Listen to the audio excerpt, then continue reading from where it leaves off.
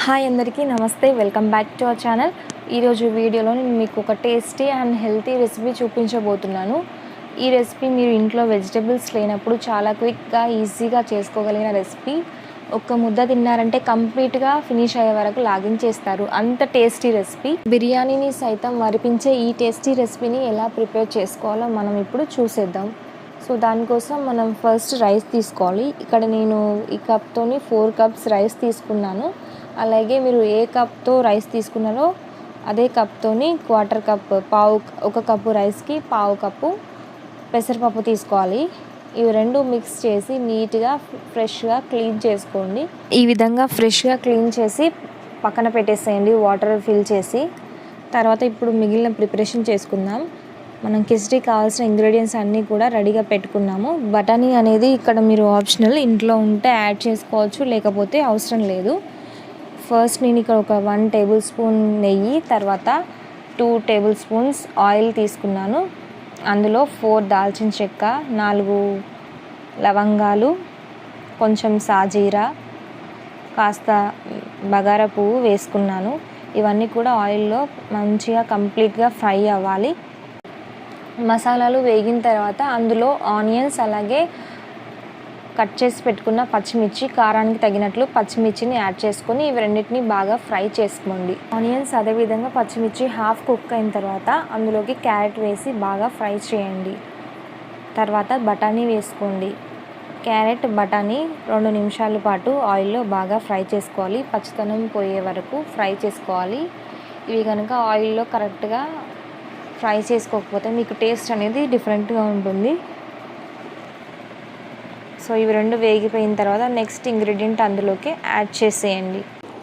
2 ఆలుగడ్డల్ని తీసుకొని చిన్న పీసెస్ లాగా కట్ చేసి వాటిని కూడా ఇందులో వేసి ఫ్రై చేసుకోండి. పచ్చితనం పోయేంత వరకు ఫ్రై చేయండి. ఇలా ఆలుగడ్డలు వేగిన తర్వాత అందులో కాస్త పుదీనా వేసేయండి. ఈ పుదీనా యాడ్ చేయడం వల్ల కిచిడీకి మంచి ఫ్లేవర్ అనేది వస్తుంది. ఈ పుదీనా కూడా వేసుకొని మంచిగా ఫ్రై చేసేయండి. ఈ విధంగా పచ్చిమిర్చి, ఆనియన్స్, 2 క్యారెట్స్, బఠానీ, 2 పొటాటోస్, అలాగే పుదీనా ఇవన్నీ కూడా ఒకదాని తర్వాత ఒకటి వేసుకొని బాగా ఫ్రై చేసుకోండి.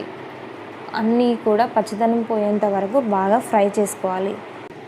ఈ విధంగా ఒక 2 నుంచి 3 నిమిషాల వరకు మూత పెట్టేసి ఉడకనివ్వండి. తర్వాత అందులో సరిపడా అల్లం ఒక 1 టేబుల్ స్పూన్ అప్రాక్సిమేట్గా వేసేసి దాన్ని కూడా బాగా ఫ్రై చేసుకోండి.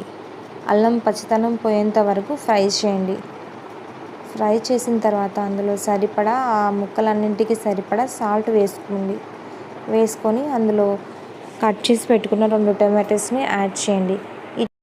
ఈ టొమాటో ముక్కలన్నీ కూడా బాగా ఉడికేంత వరకు అందులో వేసేసి కలుపుకొని బాగా ఒక మూత పెట్టేసి మరో 2 to 3 మినిట్స్ వరకు ఉడికించండి. ఇప్పుడు మనం ముందుగా కడిగి నానబెట్టేసుకున్న పప్పు ఇంకా బియ్యం మిశ్రమంలో సరిపడా సాల్ట్ యాడ్ చేసుకుందాం. ఈలోపు ఈ ముక్కలన్నీ కూడా ఫ్రై అయిపోయాయి. అందులో చివరగా కొత్తిమీర వేసి బాగా కలిపేసేయండి. కలిపిన తర్వాత ఈ ముక్కలన్నీ కూడా మనం రెడీగా ఉంచుకున్న ఈ బియ్యం ప్లస్ పప్పు మిశ్రమంలో యాడ్ చేసేయండి. ఇక్కడ నేను 5 కప్స్ బియ్యం ప్లస్ పప్పు కలిపి 5 కప్పులు తీసుకున్నాను కాబట్టి 10 కప్స్ వాటర్ యాడ్ చేసుకున్నాను. మీరు బియ్యం మిశ్రమం ఎంత క్వాంటిటీ అయితే తీసుకుంటారో దానికి డబుల్ క్వాంటిటీ వాటర్ అనేది ఉండాలి. ఈ ముక్కలన్నీ కూడా అందులో వేసేసుకొని బాగా మిక్స్ చేసుకోండి ఒకసారి. ఇన్ కేస్ ఇక్కడ సాల్ట్ అనేది మీకు తక్కువగా అనిపిస్తే రుచి చూసుకొని సరిపడా సాల్ట్ వేసుకొని బాగా కలిపేసుకొని కుక్కర్ ఆన్ చేసేయండి. ఇన్ కేస్ మీరు కుక్కర్లో కాకుండా స్టవ్ పైన వండాలనుకుంటే ఫస్ట్ ఇవన్నీ కూడా మీరు కడిగి పెట్టుకున్న బియ్యం మిశ్రమంలో ఈ ముక్కలన్నీ కూడా కలిపేసుకొని ఒక 10 మినిట్స్ పాటు స్టవ్ని హై ఫ్లేమ్లో పెట్టేసి తర్వాత రైస్ ఉడికిపోయిన తర్వాత స్టవ్ని కంప్లీట్ సిమ్లో పెట్టేస్తే నీరెగ్గేంత వరకు మధ్య మధ్యలో ఒక 2 to 3 టైమ్స్ ఈ విధంగా కలుపుకుంటూ ఉంటే మీకు కిచిడీ అనేది రెడీ అయిపోతుంది. రైస్ కుక్కర్లో వండుతున్నప్పుడు మీరు ఈ రైస్ కుక్కర్ని మధ్య మధ్యలో 5 మినిట్స్కి ఒకసారి ఇలా కలుపుతూ ఉండాలి. ఇలా కలపడం వల్ల ఏంటంటే ఆలు, బఠానీ ఇంకా టొమాటో పీసెస్ అన్నీ కూడా రైస్ అంతటా కూడా సమానంగా స్ప్రెడ్ అవుతాయి. అదేవిధంగా ఈవెన్గా కుక్ అవుతాయి. సో ఈ విధంగా కలపడం మాత్రం మర్చిపోకండి. అంతే అండి. ఒకసారి తింటే మళ్ళీ మళ్ళీ తినాలనిపించే ఈ టేస్టీ రెసిపీ రెడీ అయిపోయింది. దీన్ని ప్లెయిన్‌గా తినేసేయొచ్చు. లేదా చారు లేదా పెరుగు రైతాతో కాంబినేషన్‌లో కూడా తీసుకోవచ్చు. చాలా టేస్టీ రెసిపీ. తప్పకుండా ట్రై చేసి ఎలా వచ్చిందనేది నాకు కామెంట్ సెక్షన్‌లో షేర్ చేయండి. ఈ వీడియో కనుక మీకు నచ్చినట్లయితే తప్పకుండా లైక్ చేయండి, షేర్ చేయండి, నా ఛానల్‌ని సబ్స్క్రైబ్ చేయండి. Thank you.